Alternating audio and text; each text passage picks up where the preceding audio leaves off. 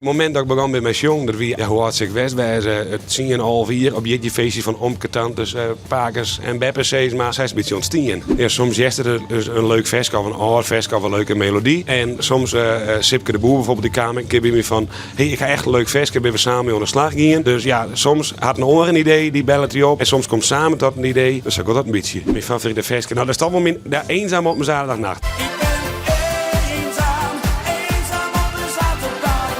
Dus nou wel een festje van mezelf, dus echt eenzaam op zaterdagnacht. Dat vind ik echt leuk om te jongen.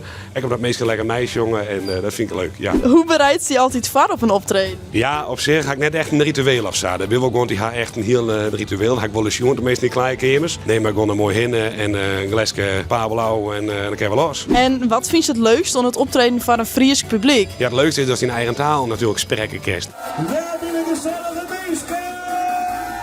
Dus ik kijk wel eens een optreden in de provincie natuurlijk. En dan is het gewoon ja, Nederlands. Maar dat was ook wel eens van doelleers in het Fries wat ik dus jong. Ja, en dat ken dan net. Dus maar dat je wel denken van oh ja, Nederlands of dit of dat. Dus dat is het leukste om in Friesland optreden, gewoon de taal. Op basis van deze 4 factoren krijgt het beroep een 10. Hiermee zit het beroep bovenaan in de ranking.